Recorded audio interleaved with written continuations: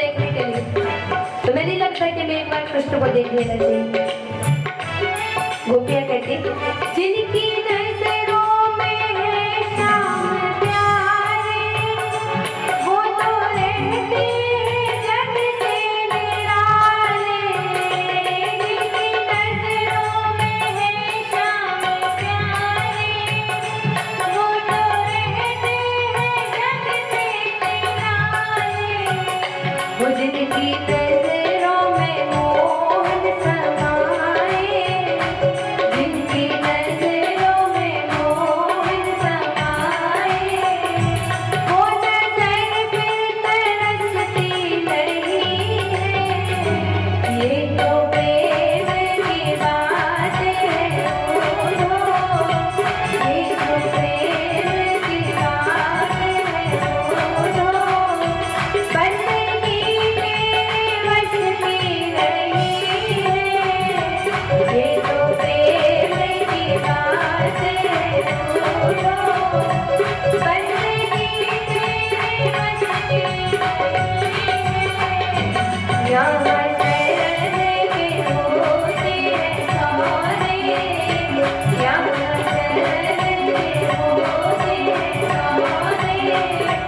आज की इतनी तरसी नहीं है, ये तो प्रेम की बात है बोलो, ये तो प्रेम की बात है बोलो, ये तो प्रेम की बात है बोलो, ये तो प्रेम की बात है बोलो। गुरु गोविंद भगवान की जय। उद्धव जी महाराज को जब प्रेम का ज्ञान दिया है, जब प्रेम समझाया है, तो जो उद्धव जी अब पुनः से वापस लौटकर द्वारका गए हैं, जो उद्धव कृष्ण के समक्ष जब आते थे तो प्रणाम करते थे, सर झुकाते थे, राजा धीराज महाराज द्वारका नरेश की जय हो, जो इस प्रकार बोलते थे, आज वही उद्धव जब भगवान की सभा में पधारे हैं तो वही से चिल्लाते हुए आ रहे हैं, तू बहुत बड़ा छलिया है, तू बहुत बड़ा धोखेबाज है, तू बहुत निर्दयी है। अरे कृष्ण जिन्होंने कभी श्री और जी लगाए बिना कृष्ण का नाम नहीं लिया, आज वो उद्धव कह रहे, अरे कृष्ण जरा देख वहां जाकर तेरे विरह में गोपियों की क्या हालत हो रखी है, और तू यहाँ सिंहासन पर बैठ करके राज्य कर रहा है। जब आप कहने वाले उद्धव जी ने तू और तुम कह करके कृष्ण से बात की, तो कृष्ण समझ गए कि हमारी गोपियों ने उद्धव जी महाराज को प्रेम से भर दिया है। बार बार स्तुति, बार बार चरण वंदना, बार बार भगवान को ये याद दिलाना कि तुम भगवान हो, ये भक्तों का काम नहीं है, ये ज्ञानियों का काम है।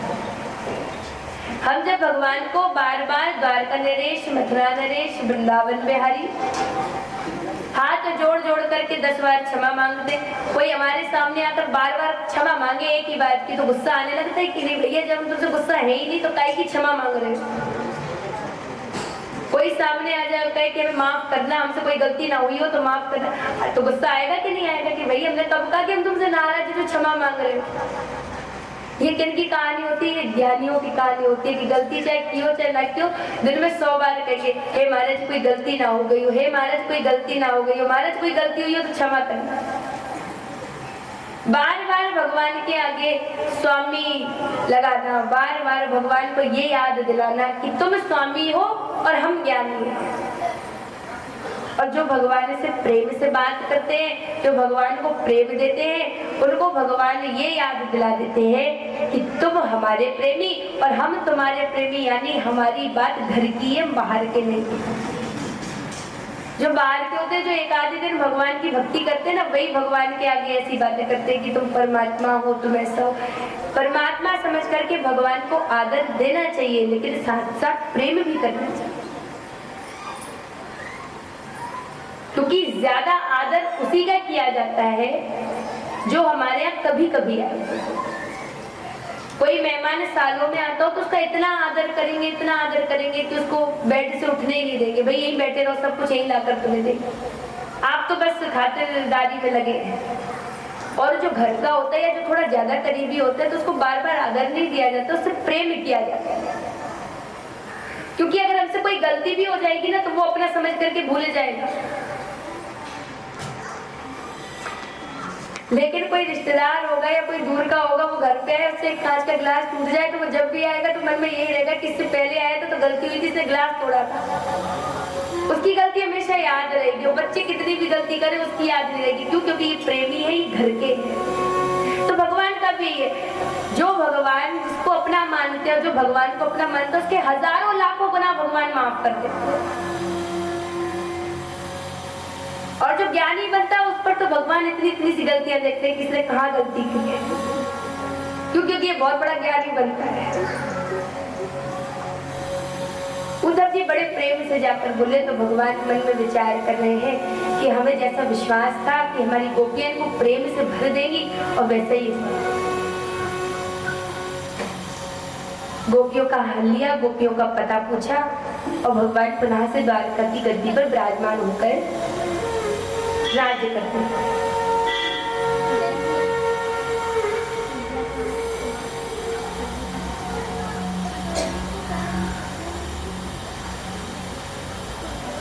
एक बार की बात रही, ठाकुर द्वारका में ही विराजमान थे कि भगवान से युद्ध करने के लिए काल्यवन नामक दैत्य आन पड़े।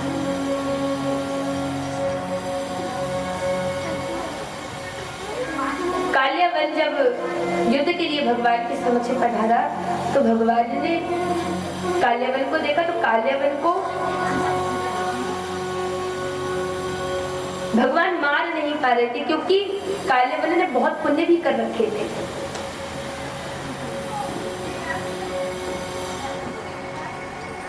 कई लोग ऐसा करते हैं, आपने देखा होगा, भगवान के आगे से पैर छुएंगे, आगे से भगवान का दर्शन करेंगे और फिर जब पीछे से परिक्रमा देंगे तो पीछे तरफ से जहां उनकी मूर्ति की पीठ पड़ रही होगी उसके पीछे दीवार पर भी नमस्कार करेंगे, उनकी पीठ को भी नमन करेंगे, उनकी पीठ का भी दर्शन करेंगे।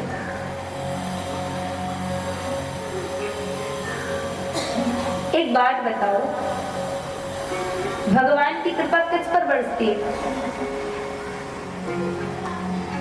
भगवान की कृपा उस पर बरसती है कि जिसकी ओर से भगवान पीठ कर ले, या फिर उस पर बरसती है जिसकी ओर भगवान अपनी निगाहें कर ले?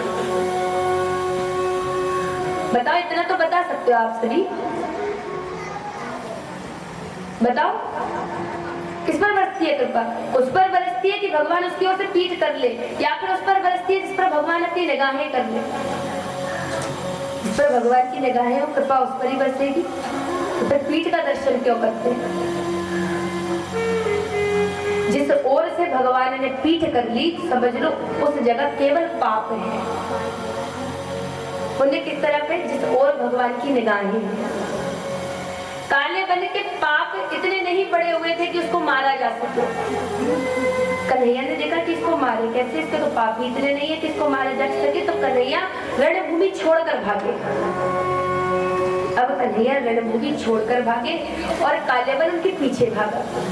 अब काल्यवन जब उनके पीछे भागा तो काल्यवन को केवल एक ही चीज का दर्शन हो रहा है, वो है भगवान की पीठ।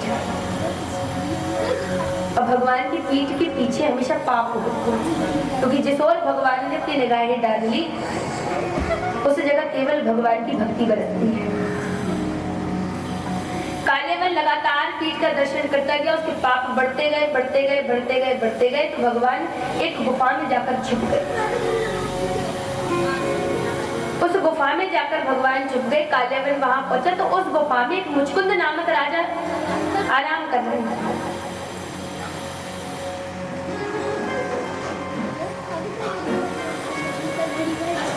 मुचकुंद नामक राजा बड़े वर्षों तक तपस्या करने के बाद, बड़े वर्षों तक देवताओं के पक्ष से दुष्टों से युद्ध करने के बाद बहुत थक गए। तो मुचकुंद से इंद्र ने कहा कि आपने देवताओं की बड़ी सहायता की है राजन, आप कुछ मांग लीजिए। तो मुचकुंद ने कहा कि महाराज, हम ना इतने दिनों तक युद्ध करके बहुत थक गए हैं, अब हमें बस विश्राम करना है, तो आप हमें ऐसा वरदान दीजिए कि हम प्रेम पूर्वक आराम कर सके, हमारी नींद में कोई विघ्न न हो। और हमारी नींद में जो विघ्न दे, उस पर मेरी एक निगाह पड़े तो वो जल करके भस्म हो जाए। तो इंद्र ने उनको वरदान दिया। कन्हैया उसी गुफा में जाकर छुप गए जिसमें मुचकुंद नामक राजा विश्राम करते थे। काल्यवन पहुंचा। काल्यवन ने विचार किया कि होना ये कृष्ण ही सो गए थे। काल्यवन ने अपने चरण का प्रहार मुचकुंद नामक राजा की जैसे ही किया, राजा जागे और राजा की निगाहें जैसे ही उस काल्यवन पर पड़ी तो काल्यवन वहीं जलकर भस्म हो गया। मुचकुंद की आंखें खुली तो कन्हैया आए। कन्हैया ने मुचकुंद को दर्शन दिया और मुचकुंद पुनः से अपने वापस राज्य में चले गए। इस प्रकार ठाकुर जी ने काल्यवन का उद्धार किया और भगवान का नाम रणछोड़ पड़ा। तो यहाँ पे कहा गया कि भगवान की कभी पीठ का दर्शन नहीं करना चाहिए। भगवान की आंखों से आंखें मिलाकर आंखों का दर्शन करो, उनके स्वरूप का दर्शन करो। कई भक्तों की एक और आदत होती है, घर से जाएंगे, कहाँ जा रहे हैं, मंदिर जा रहे हैं, क्या करने जा रहे हैं, दर्शन करने जा रहे हैं। ठीक भैया दर्शन करो। वहां पहुंचे, घंटों लाइन में लगने के बाद जैसे तैसे 2 क्षण निगाहें मिलने का जब भगवान के सामने खड़े होने का समय आया तो बस दोनों हाथ जोड़े और आंखें बंद करके दर्शन कर लिए। आंखें बंद कर लेते। अरे भाई दर्शन करने के लिए आए हो तो आंखें खोलकर दर्शन करो, या आंखें बंद करके किसको देख रहे हो? कई लोग ऐसा करते हैं, वो आंखें बंद कर लेते हैं भगवान के सामने जाते हैं। संत मुनि कहते हैं आंखें बंद करके जो ध्यान होता है ना, ये ध्यान बड़े बड़े सिद्ध लोग नहीं लगा पाते, बड़े बड़े योगी महापुरुष नहीं लगा पाते। तो तुम भैया कौन सा भगवान के सामने जाकर के ध्यान लगा रहे हो? ये आंखें बंद वो लोग करते हैं जिन्हें भगवान की छवि उनके भाग्य में नहीं। ठाकुर जी बड़ा सज धज करके, इतना इतना श्रृंगार धारण करके, आपने किसी देवता को सजता हुआ नहीं देखा होगा कृष्ण के सिवा। जितना कृष्ण श्रृंगार धारण करते उतना कोई देवता धारण नहीं करता। क्यों? क्योंकि इनको तारीफ कराने का ज्यादा शौक है। इनको सजने का इसलिए शौक है ताकि जब भक्त आए, हमें देखे तो हम पर रीझे और हमारी तारीफ करे। भक्त क्या करते हैं? उनके सामने जाकर आंखें बंद कर लेते हैं। उनके पास जाओ, उनको निहारो कि आज क्या पहना है, कैसे लग रहे हैं, फिर उनकी उस हिसाब से तारीफ करो। तब जाकर के भगवान प्रसन्न होते हैं कि हाँ मैं इतना ज्यादा तैयार होकर बैठा हूँ, कोई मेकअप करे उसकी तारीफ ना हो तो उसका मन टूट जाए। और भगवान श्रृंगार करे तो भगवान की तारीफ ना हो तो भगवान को भी लगता है कि भैया कोई कमी रह गई जो तारीफ नहीं है। तो भगवान के जितने भी भजन संतों ने जितने भी पुराण लिखे हैं, उन पुराणों में कथा से ज्यादा भगवान के विषय में तारीफ लिखी गई है। भगवान के श्रृंगार के विषय में लिखा गया है कि ठाकुर जी क्या पहने हैं, कैसे लग रहे हैं, कमर में क्या है, कानों में क्या है, गले में क्या है, आधे से ज्यादा स्तुति उनकी इसी से लिखी गई है।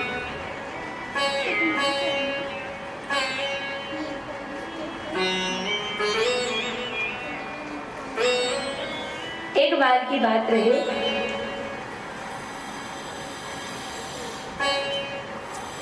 नरसिंह जी नामक भगवान के बहुत बड़े भक्त हुए हैं। नरसिंह जी के जो भैया भाभी थे, अच्छा पहले तो ये समझ लो, कई लोगों को इस बात की बड़ी कंफ्यूजन रहती है, नरसिंह जी स्त्री थे क्या नरसिंह जी पुरुष थे? नरसिंह जी पुरुष थे। नरसिंह जी को एक दिन के लिए स्त्री बनाया गया था। कब? जब भगवान के राज मंडल में उनको स्थान मिला। नरसिंह जी के घर में भैया भाभी जी थे, तो भैया भाभी रहते थे। एक दिन नरसिंह जी घर आए, घर आके भैया भाभी के सामने भाभी से बोले, भाभी एक गिलास पानी भर कर दे दो, प्यास लगती है। तो भाभी ने कहा बड़े काम धंधे करके चले आ रहे हो, बहुत मेहनत करके चले आ रहे हो, तुम्हें तो हम पानी भी देंगे, तुम्हें तो हम भोजन भी देंगे, सब कुछ देंगे। तो नरसिंह जी को बड़ा बुरा, क्योंकि नरसिंह जी कोई नौकरी चाकरी तो करते नहीं थे। तो बस नरसिंह जी ने वो जल भी नहीं पिया और घर से भाग गए। एक शंकर जी के मंदिर में जाकर के लेट गए। एक दिन हो गया, 2 दिन हो गए, 3 दिन हो गए, वही लेते गए, घर ही नहीं आए। भोले बाबा ने सोचा कि भिखारी भी किसी के द्वार पर जाए तो लोग भिक्षा दे देते हैं, ये तो 3 दिन से हमारे द्वार पर पड़ा है, तो हमें भी इसके पास जाना चाहिए। भोले बाबा आए। भोले बाबा ने पूछा, नरसिंह जी क्या चाहते हो, कुछ मांग लो, हम तुमसे प्रसन्न हैं। तो नरसिंह जी कहते हैं, आप हमें वो दे दो जो आपको सबसे ज्यादा प्रिय हो। भोले बाबा ने कहा हमें तो सबसे ज्यादा प्रिय कृष्ण है, उनके सिवा तो हमें कोई प्रिय है नहीं, तो हमने तुम्हें कृष्ण को सौंपा। एक दिन के लिए उनको स्त्री बनाया, तो उन्होंने वो रास देखा जिसमें कृष्ण नृत्य करते हैं।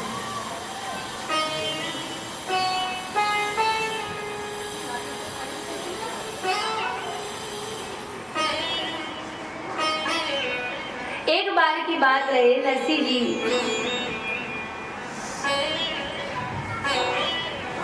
किसी कारणवश, नरसिंह जी बहुत सुंदर राग कृष्ण को सुनाते थे, और उस राग का ये महत्व था कि जब नरसिंह जी वो राग कृष्ण को सुनाते थे तो कृष्ण की माला टूट करके नरसिंह जी की गोद में आकर गिरती थी। एक बार कुछ लोगों ने राजा से जाकर के कहा कि महाराज वो नरसिंह जी देखो क्या ढोंग फैलाता है कि जब राग गाता है तो माला गिरती है, वो माला ही वो कच्चे धागे की बांधता है कि वो फूलों के वजन से टूट कर गिर जाती है, और नाम होता है कि नरसिंह जी के राग से माला टूटी है। राजा ने कहा अच्छा कोई बात नहीं, अब हम चलेंगे, हम चल के देखेंगे कि ये नरसिंह क्या करता है। उसी दिन क्या हुआ कि नरसिंह जी ने कुछ पैसों की, कुछ आर्थिक समस्या के कारण कुछ पैसे उधार लिए थे एक सेठ से, तो गिरवी रखनी पड़ी थी कोई चीज, तो उन्होंने अपना राग गिरवी रखा। उन्होंने अपना राग गिरवी रख दिया सेठ के यहाँ, और उन्हें जो भी पैसे जरूरत थी उन्होंने वो पैसे उससे ले लिए। मंदिर में आए, अब मंदिर में विराजमान हुए, तो जिस राग से वो माला टूटती थी वही राग वो गिरवी रखा है। और आज राजन पधारे, तो राजन ने बहुत मजबूत धागे से माला बनवा करके कृष्ण को धारण करा, और नरसिंह जी से कहा नरसिंह जी अब तुम राग गाना प्रारंभ करो। अब नरसिंह जी सारे राग गावे, लेकिन वो राग ना गावे जिस राग से वो माला टूटती थी, क्योंकि वो राग तो किसी के यहाँ गिरवी रखा है। अब वो माला ना गिरी, वो माला नहीं टूटी। गाए जा रहे हैं, गाए जा रहे हैं, कृष्ण से मनी मन कह रहे हैं देखो महाराज हमें तो पैसे की जरूरत थी, तो राग गिरवी रखा है, आज ही राजा को आना था देखने के लिए, देखो माला टूटी तो भी तुम्हारी कृपा, नहीं टूटी तो भी तुम्हारी हंसी, हमारा कुछ नहीं जाए। कन्हैया ने नरसिंह का रूप धारण किया और सेठ के द्वार पहुंचे। सेठ जी घर पर नहीं थे, सेठानी जी घर पर थी, तो सेठानी ने बड़े पुण्य किए थे, उनके मन में हमेशा लालसा थी कि कृष्ण दर्शन हो जाए, तो उन्हें कृष्ण दर्शन हुए। कृष्ण जी ने दर्शन किए और कृष्ण जी ने कुछ दक्षिणा दी और कहा कि ये पैसे ले लो, और वो राग जो हमने गिरवी रखा था वो राग वापस करो। सेठानी जी को सेठ जी बता गए थे, धन ले लिया और जो राग लिखा हुआ था वो राग को वापस कर। भगवान राग को लेकर आए, और राग का जो पन्ना था जिस पर ये सब कुछ बात लिखी हुई थी, वो पन्ना नरसिंह जी की गोद में रखा।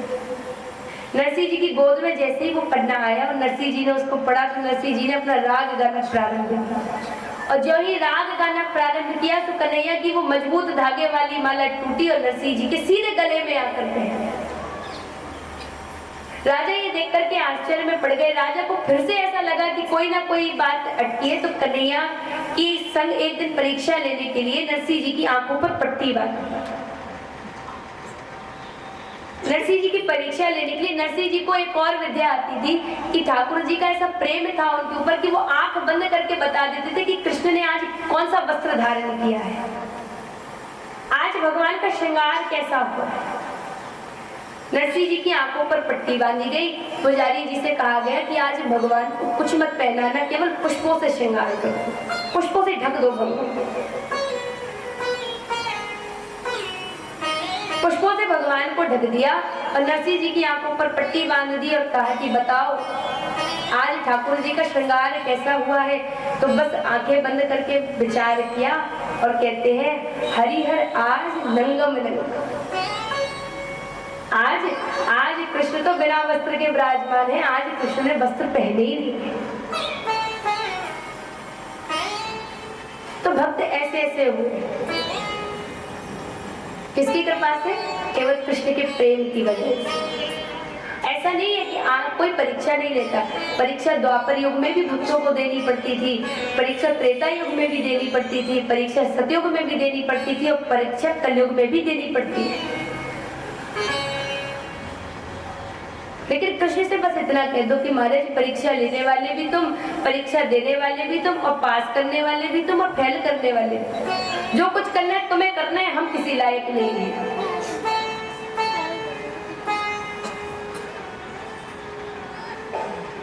एक बार जगन्नाथपुरी में एक जो सेठ जी थे, वो सेठ जी बढ़िया भगवान को पोशाक चढ़ाते थे, सुंदर पोशाक पहनाते थे, बहुत पैसे वाले थे, अच्छा पर्याप्त धन था, बड़े कारोबार चलते थे, सुंदर सुंदर पोशाकें ठाकुर जी को पहनाते थे।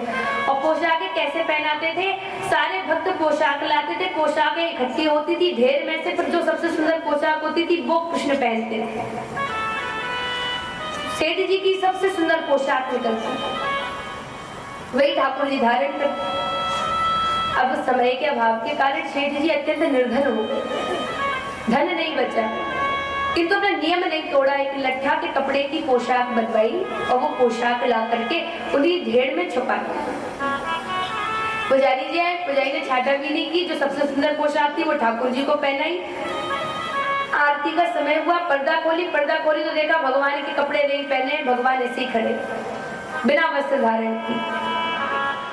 वहां से भक्तों ने कहा कि पुजारी जी पागल हो गए हो, भगवान को वस्त्र क्यों नहीं पहनाए? पर्दा डाली, पर्दा डाल के दोबारा से पोशाक धारण कराई, पुनः से पर्दा खोली, भगवान ने पुनः से कपड़े फेंक दिए। अब तो पुजारी जी को बड़ी विडंबना कि भाई ये हो क्या रहा है, भगवान को वस्त्र पहना रहे, भगवान वस्त्र फेंक दे रहे। आरती लेने के लिए सेठ जी भी आते थे, तो सेठ जी ने कहा महाराज आपकी आज्ञा हो तो एक पोशाक हमारी भी उसमें आप वो पहना करके देख लीजिए। सेठ जी से कहा अरे महाराज आप ही की तो पोशाक भगवान को ज्यादा पहनती है, कौन सी पोशाक है बताओ। तो निकाल करके दिखाई कि महाराज सबसे हल्की जो पोशाक है ये हमारी। ठाकुर जी को वो पोशाक पहनाई, दोबारा से पर्दा खोली तो ठाकुर जी पोशाक धारण करके रह गए। क्यों? क्योंकि भगवान वो पोशाक धारण नहीं करते हैं, भगवान क्या धारण किए हैं? प्रेम को, कि तुमने कितने प्रेम से चढ़ाई। वृषभानु लली जो कि बरसाने की अभिष्ठात्री देवी है, एक बार एक संत जी उनका दर्शन करने के लिए गए तो मन में ऐसी अभिलाषा जागी कि अब की बार हमारे हाथों से भी बनी हुई एक पोशाक श्री राधा धारण कर, राधा हमारे हाथों द्वारा बनाई पोशाक पहने। संत जी सुंदर रेशम का कपड़ा लेकर के आए, अपने हाथों से ही पोशाक को सिला, पोशाक बनाई और मंदिर की ओर जाने लगे। मंदिर की ओर जाने लगे तो मंदिरों में, वहां बरसाने के जो मंदिर है श्री राधा रानी का, बहुत सी सीढ़ी है, वहां सबसे ऊपर बैठी है देवी। तो सीढ़ियों पे जैसे ही चढ़ने लगे तो एक कन्या आई और कन्या ने आकर के कहा बाबा क्या लिए हो? बाबा ने कहा कि बेटा ये राधा के लिए ना लहंगा लेकर जा रहे हैं, ऊपर उनको ये पहनाई। कन्या बोली बाबा राधा रानी के पास तो बहुत सारे लहंगा हैं, आप ये लहंगा हमें दे दो, ये हम पहन लेंगे। बाबा ने कहा कि बेटा तुम्हारे लिए दूसरा बनवा देंगे, तुम दूसरा ले लेना, ये राधा के लिए है। तो कन्या हट पकड़ कर रह गई, नहीं बाबा ये वाला आप हमें दे दो, राधा जी के लिए दूसरा बनवा। अब जब संत को पकड़ करके रह गई तो संत जी ने वो पोशाक उस कन्या को दे दी। अब सीढ़ी पर बैठे बैठे विचार करने लगे कि बड़े मन से गुलाबी रंग की पोशाक आज हम राधा के लिए लाए थे, किंतु वो तो कन्या ले गई। अब चलो कोई बात नहीं, राधा का मन नहीं है तो कोई बात नहीं, फिर कभी पहनाएंगे राधा को पोशाक। ऊपर से घंटी बजी तो आरती के लिए संत जी ऊपर जब पहुंचे हैं तो ऊपर जैसे ही पर्दा खुली तो देखा है राधा रानी वही गुलाबी कलर का लहंगा और गुलाबी कलर की चोली पहने विराजमान है। वो स्वरूप देखकर संत जी कहते हैं कि ये तो वही पोशाक है जो मैंने अपने हाथों से बनाई थी।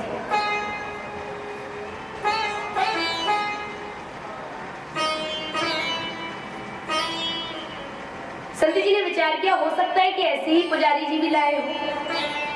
संत जी ने आरती ली, वापस आके पुनः से दूसरे दिन आए तो वो कन्या पुनः से भगवान को मिली। अब संत जी ने कन्या को देखा तो कन्या का हाथ पकड़ा और पूछा तुम ये बताओ तुम जो पोशाक ले गई थी तुमने वो पहनी? कन्या बोली हाँ बाबा पहनी। अब बाबा तुम ऐसे अनजान बनकर क्यों पूछ रहे हो? अरे मैंने तो पहनी, तुमने तो दर्शन भी किया था, तुम तो स्वयं देख कर आए हो कि मैंने पहनी है, फिर क्यों पूछ रहे हो? तो संत जी कहते हैं राधे तेरे लिए ही वो पोशाक लाया था। तो राधा कह रही है संत जी मुझे पता है कि वो आप मेरे लिए लाए थे, लेकिन क्या करूं, वो पोशाक इतनी सुंदर थी कि मुझ पर रहा नहीं गया, मुझ पर इतना इंतजार नहीं है हुआ कि तुम ऊपर तक आ जाओ और मैं स्वयं नीचे आकर वो पोशाक ली।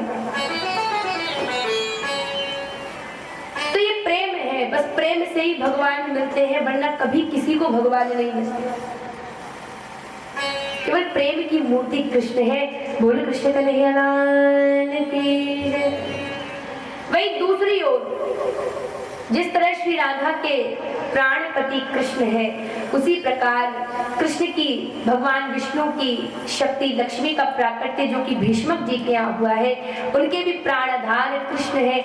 उन्होंने कृष्ण को सर्वप्रथम कुंती जी के यहाँ देखा था, तब से वो कृष्ण को जानती है। कृष्ण और शिशुपाल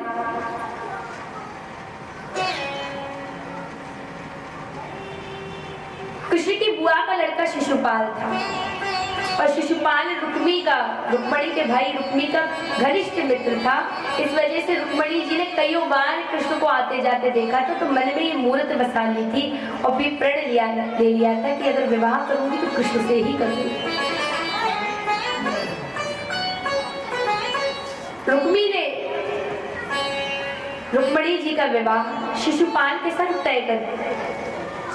अब रुक्मणी जी का जब विवाह शिशुपाल के साथ तय हुआ तो एक ब्राह्मण को रुक्मणी जी ने बुलाया और बुला करके एक पत्र तैयार किया और उस पत्र पर लिखा कि कृष्ण मैंने हृदय से केवल तुमको ही पति रूप में चाहा है, अति शीघ्र आओ और मुझे यहाँ से ले जाओ।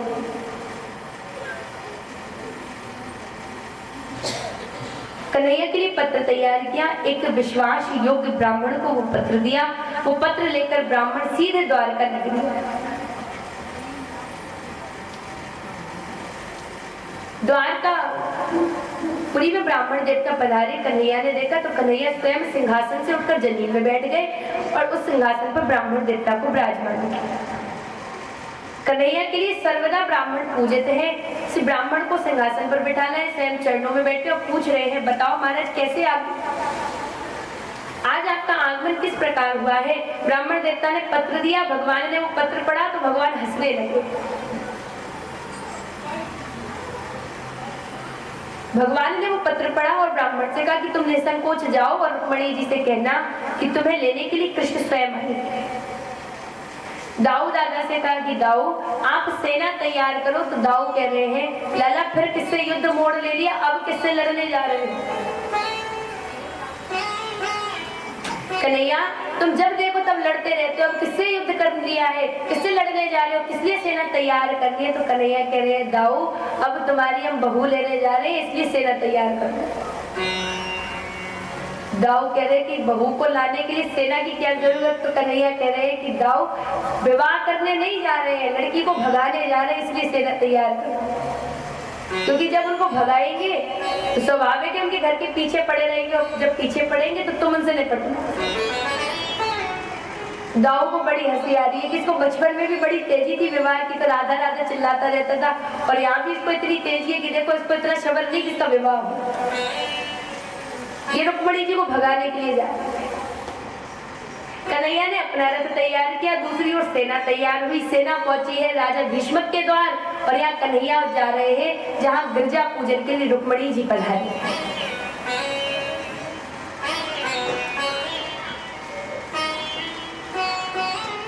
कन्हैया रथ पर सवार होकर के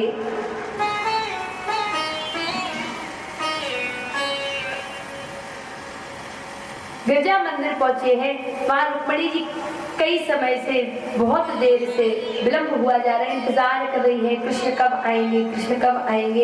एक सखी से कहती है कि एक बात तो बता, कृष्ण आएंगे भी कि आएंगे ही नहीं। सखी कहती है कि बस तू अपने मन में ये धारणा बना ले कि तूने अगर कृष्ण को बुलाया है तो कृष्ण अवश्य आएंगे।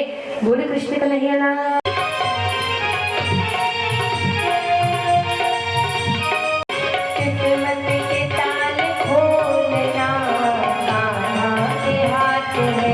वो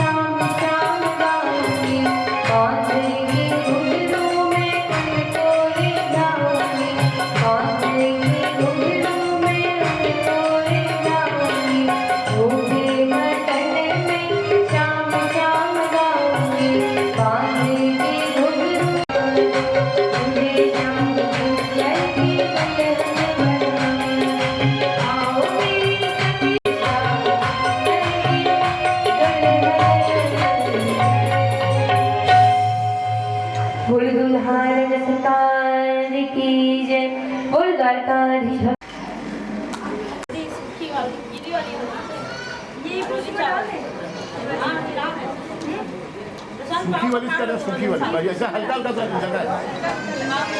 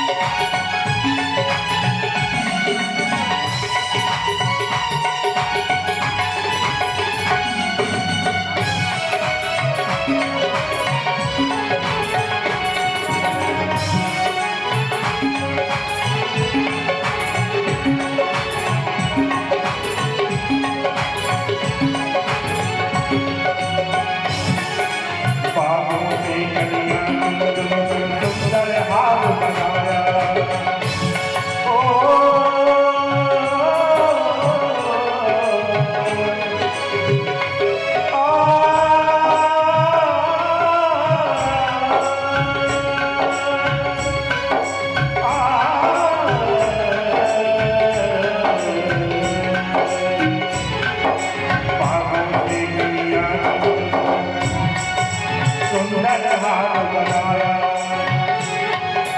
रही सलामत हाथ लगा दो जिसने तुझे सजाया रही सलामत हाथ लगा जिसने तुझे सजाया